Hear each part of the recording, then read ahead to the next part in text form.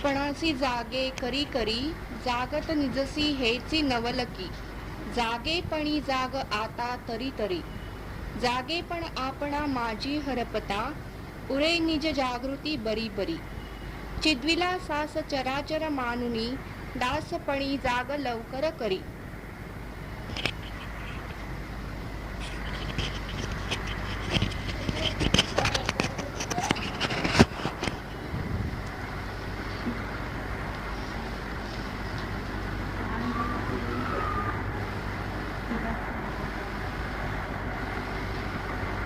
सभी संत मनुष्य को जागने की दिशा में ले जाने के लिए प्रयासरत थे।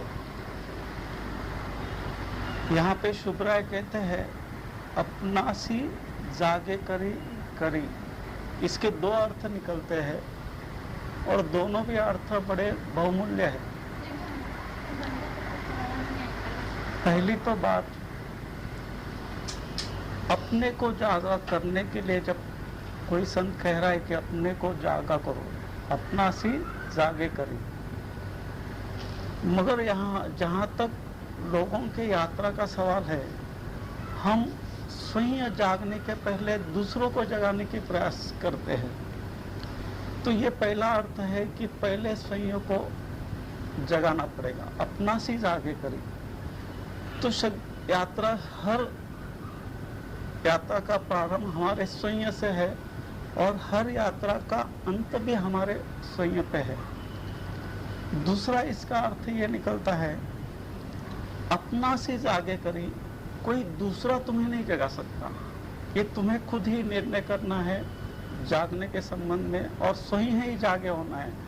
अगर दूसरे के हाथ में निर्भर होता ये बात किसी बुद्ध पे, महावीर पे, जीसस पे निर्भर होती तो फिर सारी पृथ्वी जाग जाती, क्योंकि वो किसी सर पे हाथ रखते और वो कोई व्यक्ति जाग जाता। अगर इतनी आसान बात होती तो जागरण के लिए इतना सारा प्रयास, बुद्ध 40 साल तक बात करते रहे, 40 साल एक जगह से दूसरी जगह घूमते रहे, केवल इसी बात के लिए, लोगों को जगाने के लिए। तो अपना सी जागे करी, कोई दूसरा इशारा कर सकता है, मगर जगना तो हमें अपने को पड़ेगा। मगर जो व्यक्ति जागा है उसका सहयोग हो सकता है। अभी समझ लो इस कमरे में 10 आदमी सोए हैं, अगर एक व्यक्ति जाग जाता है तो वो बाकी 9 लोगों को उठा सकता है। अगर एक व्यक्ति जाग गया उन 10 में से, तो वो एक व्यक्ति बाकी के 9 लोगों को जगाने का कारण बन सकता है। मगर समझ लो ये 9 लोग अगर तय करके ही बैठे कि हम उठेंगे ही नहीं, तो जो सो गया उसको तो उठा सकते हैं, मगर जो सोने का अभिनय करके अगर सोया हो, ये तय करके कि मैं उठूंगा ही नहीं, तो उसको जगाना बड़ा मुश्किल काम है। अपना सी जागे करी, स्वयं से जागरण प्रारंभ करना पड़ेगा। और ये जगना किस तरह का है, आगे वो कहते हैं, जागत निजसी हेची नवल की। अभी जो भी जागृत अवस्था हम कहते हैं, चैतन्य की कुल 4 अवस्थाएं हैं। उन 4 अवस्थाओं में सबसे पहली अवस्था जिसको हम जागृत अवस्था कहें, उसको अभिव्यक्त कैसे करें। अभी समझ लो कि मेरे भीतर जो भी चैतन्य है और मेरे बाहर जो चैतन्य का इतना विराट विस्तार है, जो भी है अस्तित्व का, अगर मुझे जानना है इस विराट को, इस अस्तित्व को, तो मैं कैसे जानूंगा, किस माध्यम से जानूंगा। तो मेरे पास जो इंद्रिय है, उन इंद्रियों का उपयोग करके मैं जानूंगा। अभी समझ लो आप मेरे सामने बैठे हैं, तो मैं मेरे आंखों से आपको देख सकता हूँ, मेरा हाथ है, मैं स्पर्श कर सकता हूँ, मेरे पास कान है, तो जो कुछ ध्वनि मेरे आसपास गूंजेंगी उसको मैं सुन सकता हूँ। तो इसका मतलब ये हुआ कि मेरे बाह्य में जो भी एक विराट विस्तार है, इसको जानने के लिए मैं अपनी इंद्रियों का उपयोग करता हूँ। तो इन इंद्रियों का उपयोग करके जो मैं जानता हूँ या जानने का प्रयास करता हूँ, ये हो गई जागृत अवस्था। मगर सवाल यहाँ पे ये खड़ा होता है कि जो मैं इसको जागृत अवस्था कहता हूँ, अभी इसके पार की जो अवस्था है ये मुझे पता नहीं है, इसलिए हमें इसी को जागृत अवस्था समझते हैं। और जो इस दिशा में थोड़े और गहरे जाते हैं उन्हें पता चलता है कि ये जिसको हम जागरूक कह रहे थे वो एक मूर्छा थी, एक नींद था और कुछ नहीं था। तो कैसे हम इस जागृत से और जागरण की तरफ कदम बढ़ाए? तो ये जो विराट विस्तार है मैं कोशिश करता हूँ मेरी इंद्रियों के जरिए इसको जानने का। एखादा फूल खिला है उसको मैं देखता हूँ, या एखादा कोई सूरज उग रहा है उसको मैं देखता हूँ। तो जो भी अस्तित्व में चारों ओर सौंदर्य है उसकी भी व्याख्या मैं करता हूँ मेरी आंखों से देखकर। मगर समस्या कहाँ खड़ी हो जाती है कि जब मैं देखता हूँ किसी चीज को तो वो मेरी आंखें देख रही है, मैं नहीं देख रहा हूँ। मगर जब मेरी आंखें आकर मुझसे कहती है कि ये देखा है, उसको मैं स्वीकार करता हूँ। फिर ऐसा होता है कि मेरी आंखें गलत भी देख सकती है। इसका मतलब मेरे भीतर से बाहर का जो विस्तार है उसको मैं जिन इंद्रियों के द्वारा समझने का प्रयास करता हूँ ये इंद्रियां गलत खबर भी दे सकती है। इसलिए कभी कभी अंधेरे में हमें सांप भी रस्सी जैसा लगता है और कभी कभी रस्सी भी सांप के जैसी मालूम पड़ती है।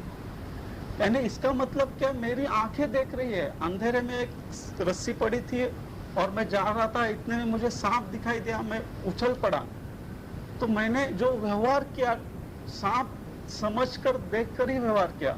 मेरी बुद्धि ने, मेरी आंखों ने जो खबर मुझे पहुंचाई थी वो ये थी कि वहां सांप था, और इत्तेफाक की बात बिजली आ गई और पता चला कि वो रस्सी है। मगर मैं धोखा खा गया, मुझे उस रस्सी में सांप दिखाई दिया था। इसका मतलब यह हुआ कि मेरी जो इंद्रियां हैं वो मुझे स्वयं गलत खबर दे रही है।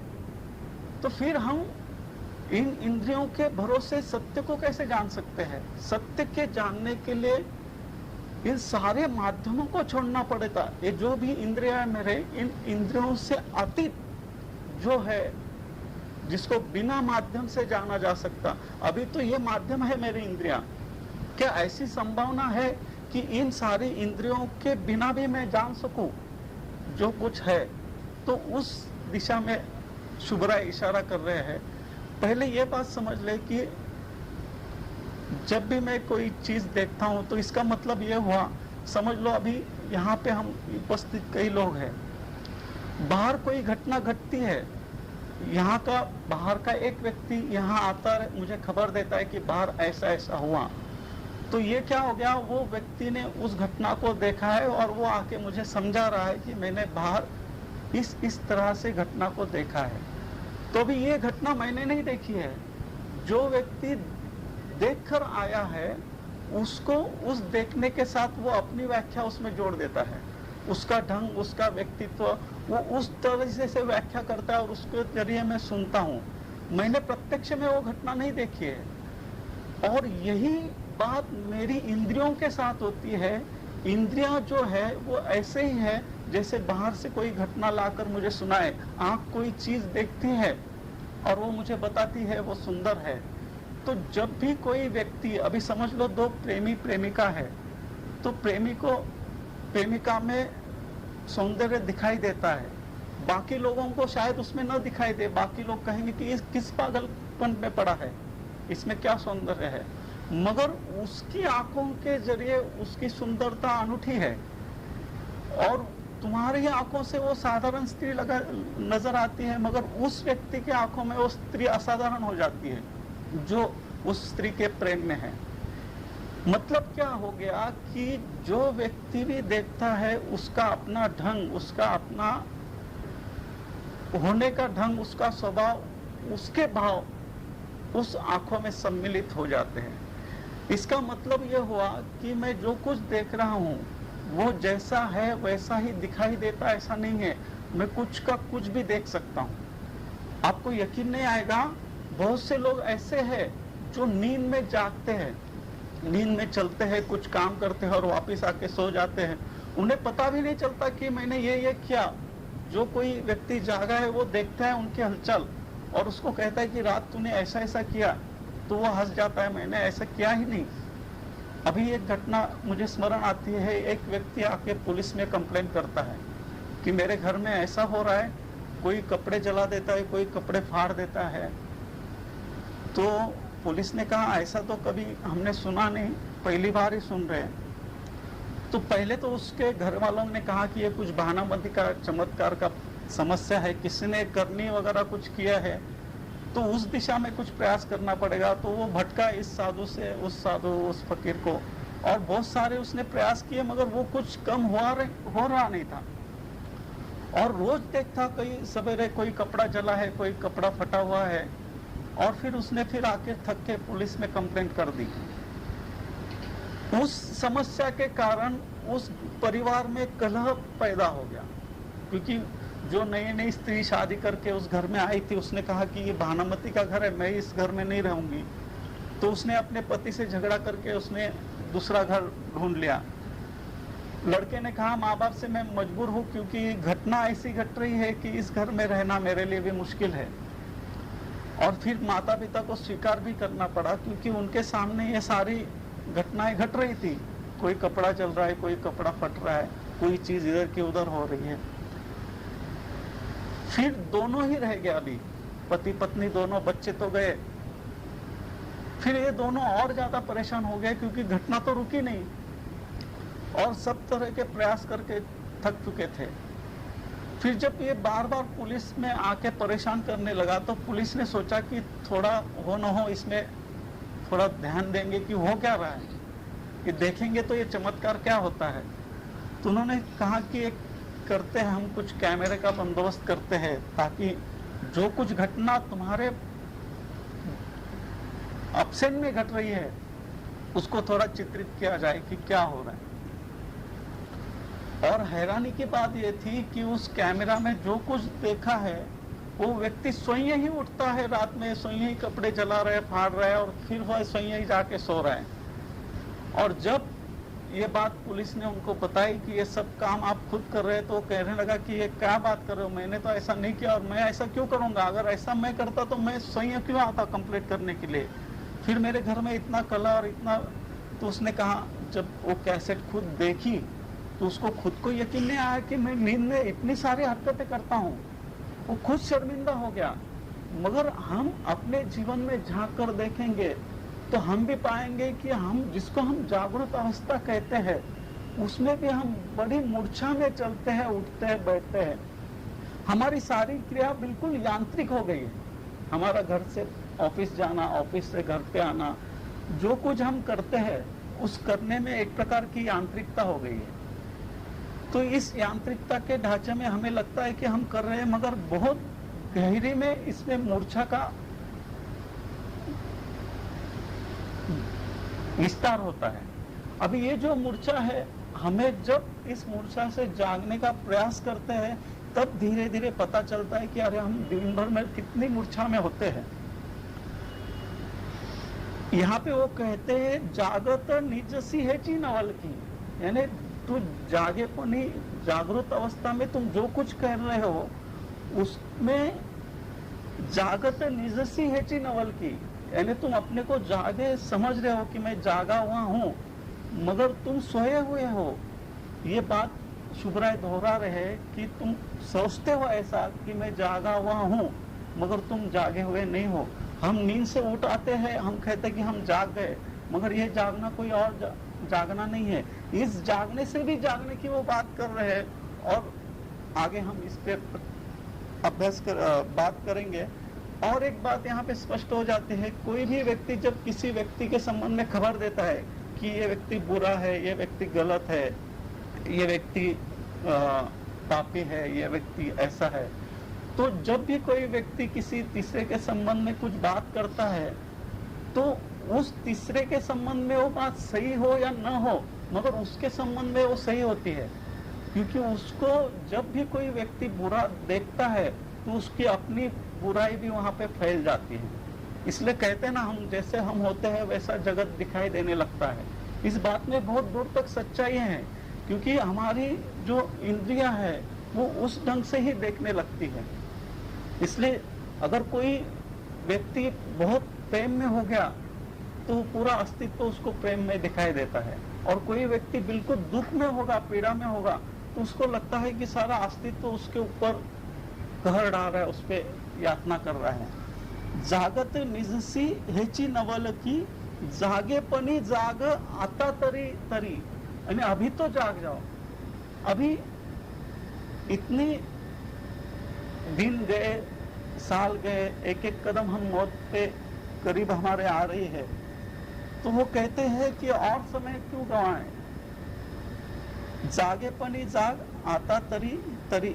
इस तरह तय हुआ सांसों का ये सफर, जिंदगी थक गई मौत चलती रही। इस तरह तय हुआ सांसों का ये सफर, जिंदगी थक गई मौत चलती रही। एक ऐसी हंसी हंस पड़ी धूल ये, एक ऐसी हंसी हंस पड़ी धूल है, लाश इंसान की मुस्कुराने लगी।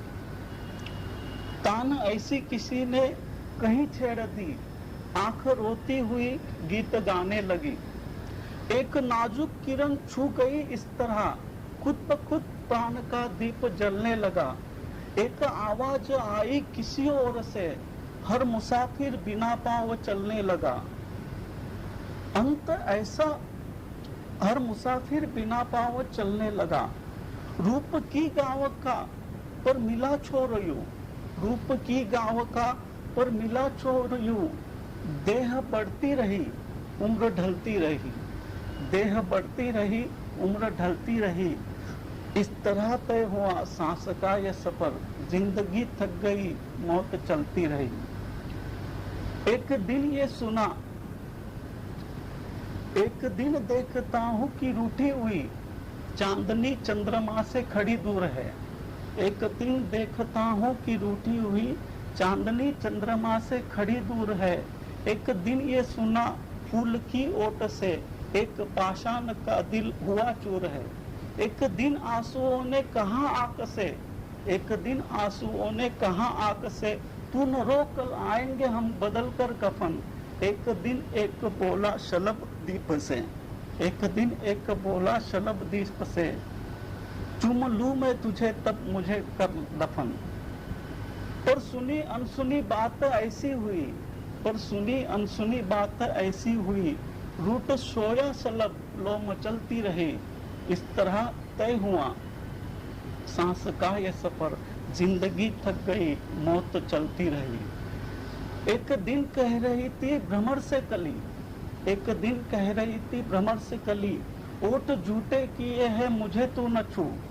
कह रहा था भ्रमर सुन अरे बावली, निष्कुलुष में बनो ले मुझे चूम तू। आ गया एक झोंका तभी उस तरफ, हिल गई डाल तो भू गगन हिल गए, हिल गई डाल तो भू गगन हिल गए। कुनमुनाई लजाई कली तो बहुत, कुनमुनाई लजाई कली तो बहुत, आप ही आप लेकिन अधर मिल गई।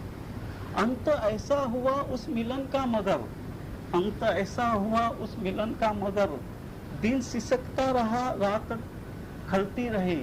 इस तरह तय हुआ सांस का ये सफर, जिंदगी थक गई मौत चलती रही।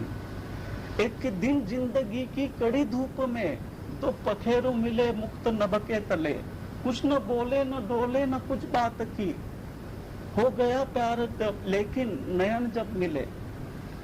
होठ जैसे उठे नियति हंस पड़ी, होठ जैसे उठे नियति हंस पड़ी। आंधियां चल पड़ी तम बरसने लगा, आंधियां चल पड़ी तम बरसने लगा। छूट गया हाथ से हाथ भीगा हुआ, गालियां मार संसार हंसने लगा। और फिर कटी इस तरह वो विरह की नशा, स्नेह बुझता रहा याद जलती रही। इस तरह तय हुआ सांस का ये सफर, जिंदगी थक गई मौत चलती रही। एक दिन एक आया पथिक द्वार पर, एक दिन एक आया पथिक द्वार पर, टुक रुका एक दो घूंट पानी पिया, टुक रुका एक दो घूंट पानी पिया। पथ सफर का लिया साथ सामान सब, एक फेंकी विवश दृष्टि और चल पड़ा। उस सुबह से मगर, उस दिल से मगर एक तस्वीर सी, उस दिन से मगर एक तस्वीर सी अश्रु के भीत पर रोज खींचने लगी। उस दिन से मगर एक तस्वीर सी अश्रु के भीत पर रोज खींचने लगी। रंग भरने लगे जाग कर रात दिन, रंग भरने लगे जाग कर रात दिन, मोतियों से गली कैल खींचने लगी। किंतु हुआ चित्र वो पूरा इस तरह, किंतु हुआ चित्र वो पूरा इस तरह, रंग हुए एक सब पर छवि बदलती रही। इस तरह तय हुआ सांस का ये सफर, जिंदगी थक गई मौत चलती रही। तो ये जो जिंदगी एक एक कदम चल रही है, और अगर हम सोचेंगे तो हमारी जिंदगी इतनी बोझिल, उदास, थकी बुझी हुई है। हमारे जीवन में कोई उत्सव या कोई उत्साह या कोई रंग, कोई संगीत, कोई नृत्य नहीं है। क्यों अपना जिंदगी इतनी बोझिल हुई है? अभी वो शुभ्रा कहते जागेपनी जाग आता तरी तरी। तो ये जिंदगी का जो सफर है, वो जब तक तुम उस परम जागरण की स्वाद न लो, तब तक हमारा जीवन एक मूर्छा है और कुछ नहीं। जागेपन अपना मजी हरपता, पूरे निज जागृति बरी बरी। अभी हमने चैतन्य की पहली अवस्था देखी, जागृत अवस्था। कैसी? मैंने कहा कि मेरी इंद्रियों के जगह बाहर जो मैं कुछ देखता हूं, उसको मैं जागृत अवस्था हम समझे। चैतन्य की और दूसरी अवस्था है ऋषि, जिसको स्वप्न की अवस्था कहते हैं। तो अभी स्वप्न की अवस्था कैसी, इसको समझ ले। ये चैतन्य की स्वप्न की जो अवस्था है, जागरण में मैं अपने इंद्रियों का उपयोग कर रहा हूं आपको देखने के लिए। रात सो जाता हूं, सपनों में मेरी आंखें बंद है, मगर फिर भी मैं आपको देख सकता हूं। मेरे भीतर मेरी इंद्रियों ने जो जो संग्रह किए है, वो मेरे हर इंद्रियों का संग्रह मेरे भीतर मौजूद है। तो जब मैं सोता हूं रात में, तो रात में जो कुछ दिन में मेरी क्रिया अधूरी छूट गई होगी, तो रात में मेरे सपनों में झलकती है। इसका मतलब ये हुआ, अगर दिन में मैं पूरी समग्रता से जिया हूं, तो रात को मेरे भीतर कोई सपना नहीं आएंगे।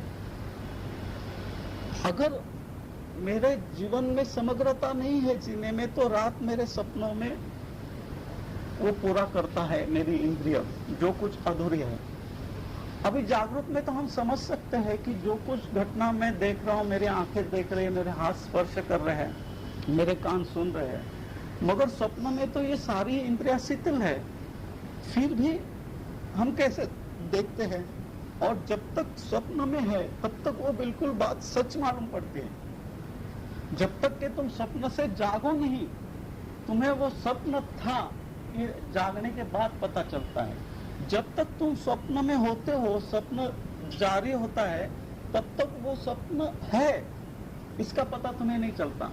तुम स्वप्न में इतने खो जाते हो कि वो तुम्हारे लिए तभी प्रत्यक्ष है, जैसे तुम्हारे लिए वो जागरूक है। मगर जब सपने से नींद खुलती अचानक तुम्हारी, और तभी पता चलता, अरे मैं तो स्वप्न में था। मगर स्वप्न में तुम्हारे मन में कोई संदेह नहीं पैदा होता कि ये स्वप्न है। तो स्वप्नों में जो कुछ मैं देख रहा हूं, वो मेरी इंद्रियां आंखें बंद करने के बाद भी देख पा रही है। मेरे कान पूरे शीतल हो गए हैं, फिर भी कुछ सुनाई दे रहा है उनको। तो ये जो सपनों का जगत है, अभी पश्चिम में पहली शुरुआत में इसको मान्यता नहीं दे रहे थे, मगर अभी उन्होंने नींद के ऊपर काम करना शुरू किया। खास करके फ्रायड ने जो मनोविज्ञान वहां पे विकसित किया है, उसके बाद में मनुष्य के नींद पर बहुत गहरी प्रक्रिया में अभी पश्चिम उतर रहा है, और उसमें बहुत सारी खोज अभी जारी है, और उसके परिणाम धीरे धीरे वो पता चलेंगे। मगर भारत के ऋषि ने ये हजारों साल पहले ये बात कही है। चैतन्य की जो 4 अवस्थाएं हैं, एक तो जागृत अवस्था, मेरे इंद्रियों के जरिए मैं जानता हूं बाहर के जगत को, उसमें भी धोखा खड़ी हो सकती है। मैंने कहा कि मेरी आंखें, मेरी इंद्रियां गलत खबर भी दे सकती है। फिर मैं सोता हूँ, स्वप्न देख रहा हूँ, तो स्वप्न जो ये चैतन्य की दूसरी अवस्था है, इस अवस्था में जो कुछ मुझे दिखाई दे रहा है वो मुझे सत्य प्रतीत होता है। तो यहाँ पे प्रश्न ये खड़ा उठता है कि अभी जागृत अवस्था हम जिसको कहते हैं वो हमारा स्वप्न तो नहीं है। जिसको हम उठना बैठना कहते हैं, हम शादी किए, हमने बच्चे पैदा किए, हम सब कर रहे, ये कहीं स्वप्न तो नहीं है। और जैसे स्वप्न में जो कुछ देखते हो सच मालूम पड़ता है, ऐसे ही जागृत में हम जो कुछ कर रहे हैं वो एक स्वप्न भी हो सकता है। और ये स्वप्न है या सत्य है, इसके बारे में कभी कभी भ्रम पैदा होता है। अभी समझ लो मैं बात कर रहा हूं, आप सुन रहे हैं, ये कहीं स्वप्न तो नहीं। आप स्वप्न देख रहे हैं कि मैत्रेय बात कर रहे हैं और हम सुन रहे हैं, या मैं स्वप्न देख रहा हूं कि मैं बात कर रहे हैं और आप सुन रहे हैं। तो इस जागृत अवस्था का बिल्कुल आश्वस्त होकर हम कुछ कह नहीं सकते कि यह जागृत अवस्था है, क्योंकि जब तक हम सपनों में भी नहीं जाग जाते तब तक इस अवस्था के संबंध में हम कोई भी निर्णय लेना हमारे लिए संदेहशील हो जाता है। क्योंकि हो सकता है हम जिसको जागृत अवस्था अभी कहते हैं वो भी हमारी नींद ही हो, वो भी हमारा सपना ही हो। जागेपनी अपना मजी हरपता, तो चैतन्य की एक तीसरी अवस्था है जिसको सुषुप्ति कहते हैं। तब ये सुषुप्ति अवस्था को हम कैसे जानेंगे? क्योंकि पहली बात जिसको हम जागरण कहते हैं उसमें भी अपना जागना पूरा हुआ नहीं है। उस जागेपन में भी हमारी मूर्छा मौजूद है, हमारे नींद मौजूद है। और फिर मैं जब सपने में सोता हूँ तो मेरे सपने शुरू हो जाते हैं। तो ये जो सुषुप्ति अवस्था है ये नींद की गहरी अवस्था है, और इस अवस्था में हम अस्तित्व के जो केंद्र है उससे जुड़ जाते हैं, जुड़े हुए हैं। उसको जिसको हम समाधि की अवस्था कहते हैं। सारे विचार शिथिल हो गए, कोई विचार नहीं, कोई स्वप्न नहीं, कोई आकार नहीं, ऐसा शून्यवत अवस्था सुषुप्ति अवस्था है। मगर जब तक हम अपने जागृत अवस्था में नहीं जागेंगे तब तक हम स्वप्नों में नहीं जाग सकते, और जब तक स्वप्नों में नहीं जाग सकते तब तक जिसको हम सुषुप्ति कहते हैं उसका अनुभव नहीं ले सकते। अभी हम रोज सोते हैं मगर हमारी और नींद की कभी हमारी मुलाकात ही नहीं होती है। हमें पता चलता है कि नींद अचानक आ गई, सवेरे आंख खुलती है, हम कहते हैं कि नींद अच्छी हुई, मगर पूरी रात जितने घंटे तुम अभी समझ लो अपनी लाइफ जितनी भी है, जितना हम जीते हैं उसमें से कितना तो अधिक हम सोने में समय व्यतीत करते हैं। तो इतना अधिक समय जब सोने में जा रहा है तो नींद में जा रहा है, तो उस नींद के समय हमने कोई प्रयास किया है कि नींद क्या है? इस नींद को हमने कभी आमना सामना किया है? आज तक कभी आमना सामना हुआ नहीं, क्योंकि जब तक तुम जागे हो तब तक नींद नहीं आती, और जब नींद आती है तो मूर्छा आ जाती है और सवेरे पता चलता है कि नींद पूरी हुई। तो ये बीच के अंतराल में तुम कहाँ थे? ये जो नींद के जो 4, 5, 8 घंटे जो तुम बिताते हो वो कहाँ गए? उस वक्त तुम कहाँ थे? तो सुषुप्ति जो अवस्था है, जब तुम जागृत से शुरू करते हो जागना, तुम एक एक क्रियाओं में अपना जागरण, बुद्ध ने जो विपश्यना विकसित की है वो जागने की विधि है। कैसे अपने आप को अवेयरनेस भरता जाए, मेरा बोलना, उठना, चलना, मेरे छोटे छोटे क्रियाओं से पहला शुरू करना पड़ेगा। उन्होंने शब्द अच्छा यूज किया, जागेपन अपना मजी हरपता, यानी एक एक क्रियाओं से शुरू करना पड़ेगा। धीरे धीरे ये जागरण फैलेगा। पहले मैं उठता हूँ तो ब्रश करता हूँ तो मैं कोशिश करूंगा कि मेरे ब्रश में बेहोशी ना हो, मैं करता रहूं, ब्रश में देखता भी रहूंगा। तो छोटी छोटी क्रियाओं में जाऊंगा। पहले नहा रहा हूं तो नहाने के साथ मैं जागरण को जोड़ूंगा कि मेरा नहाना बेहोशी में ना हो जाए। मैं चल रहा हूं रास्तों में तो कोशिश करूंगा कि मेरा अवेयरनेस बना रहे, मेरी चल रहा हूं तो ऐसा बेहोशी से नहीं चले। फिर धीरे धीरे ये जागरण, ऐसा नहीं कि तुम शुरू करो और आज घटित हो, सालों साल लगते हैं। जब तुम प्रयास करना शुरू करते हो तुम्हें पता चलता है कि 1 मिनट भी पूरा जागरण करना कितना मुश्किल है।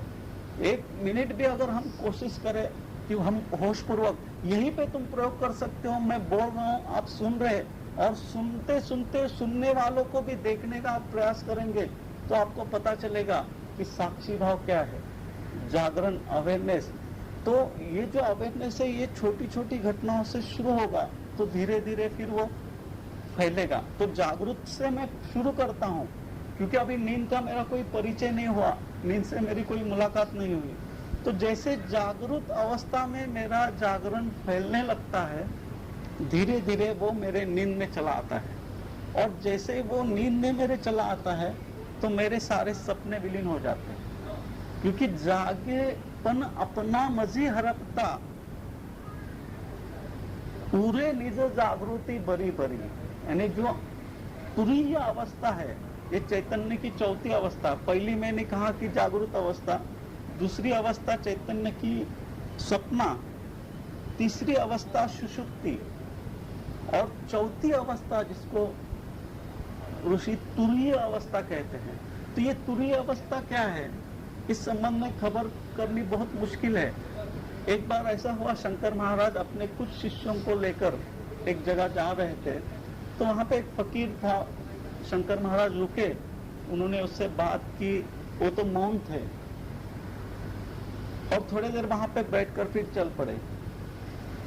तभी उन्होंने अपने जो सहयोगी थे जिनके साथ आए थे, शंकर ने कहा कि तुम्हें पता है यह आदमी मौन है, ये तुरीय अवस्था में है, मगर अगर ये बात करना शुरू करेगा तो इसके मुख से हीरे मोती निकल सकते हैं। यानी ये बात करेगा तो बात सुनने वाले सौभाग्यशाली होंगे, क्योंकि ये बात ऊंचली तल से आएगी।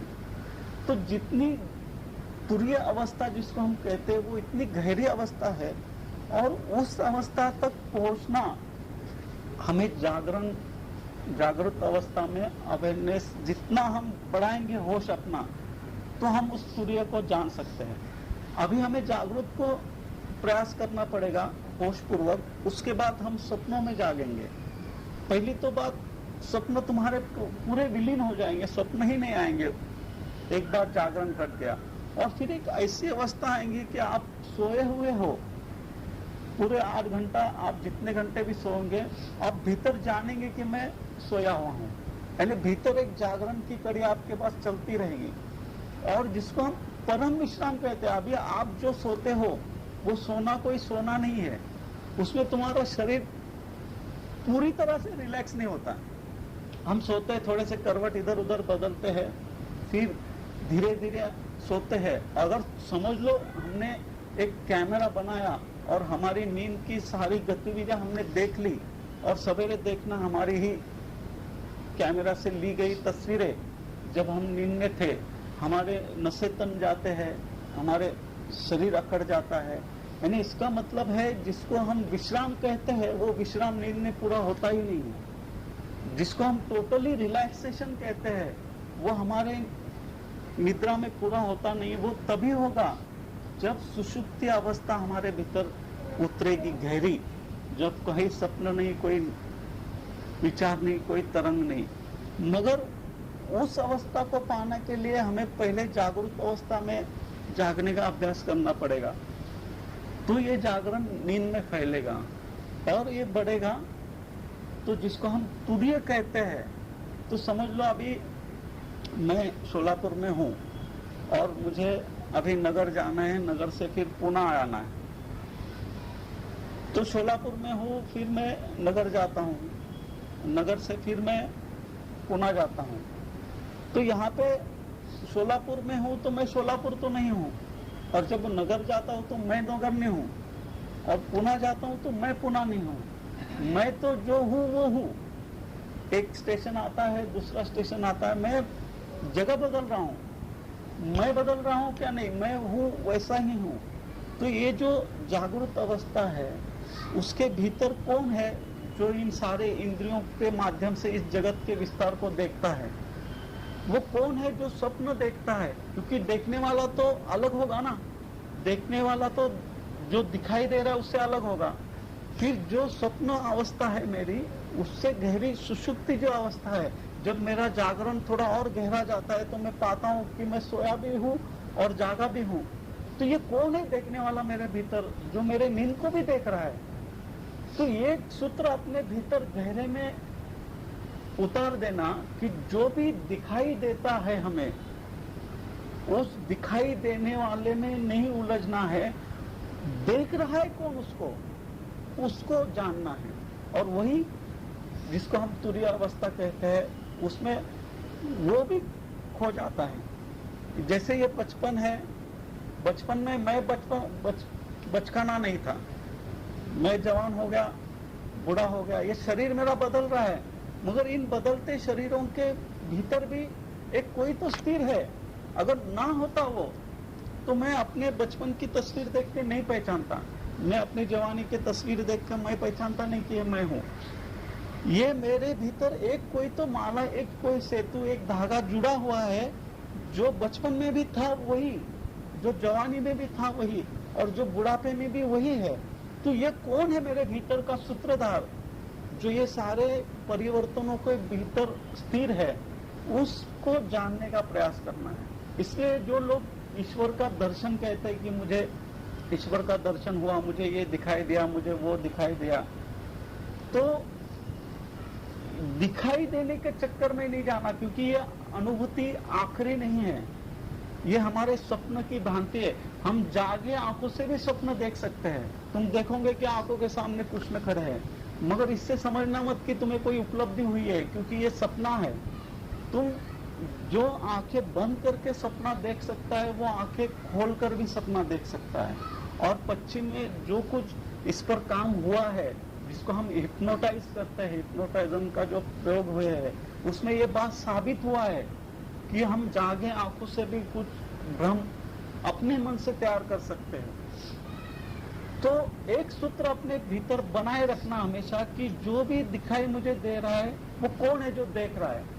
उस देखने वाले को जानना ही असली जानना है। और ये जागेपन अपना मजी हरपता उरे निज जागृति बड़ी, यानी जो वो तुरीय अवस्था जो है, वो आखिरी घड़ी जागरण की जब घटित होती है, वो जब तक घटित नहीं होती है तब तक हमारी सारी क्रियाएं बिल्कुल मूर्छित है।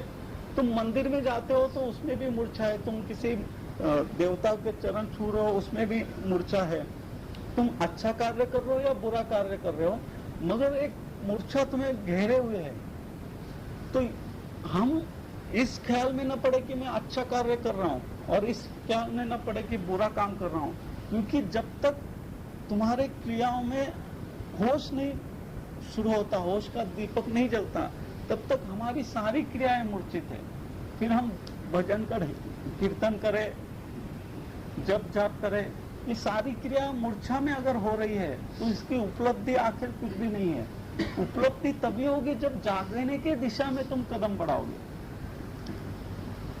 चित्तविलास चराचर मानुनी दासपनी जाग लौकर करी।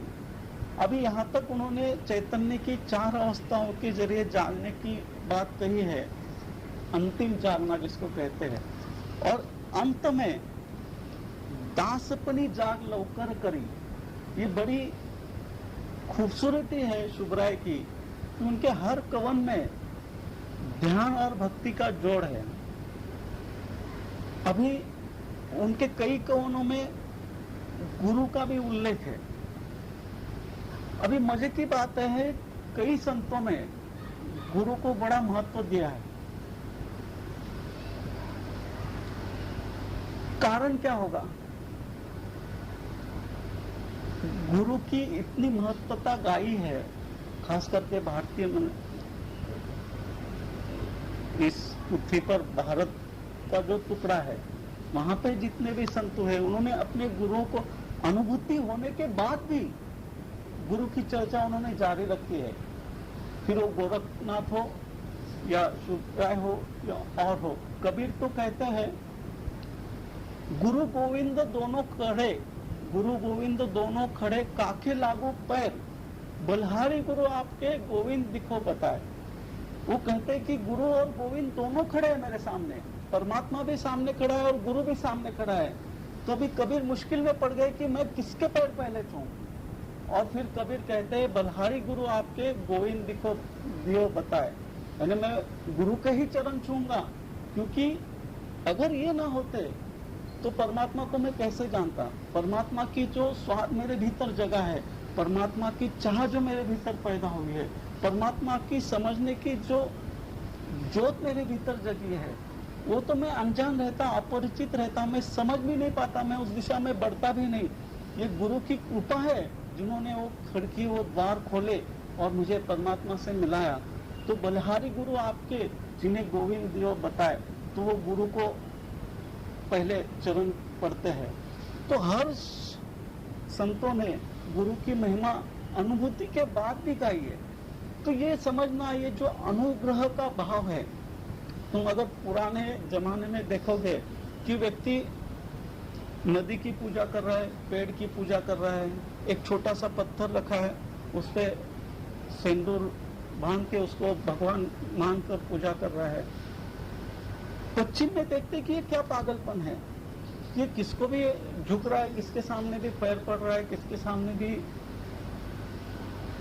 अनुभव व्यक्त कर रहा है।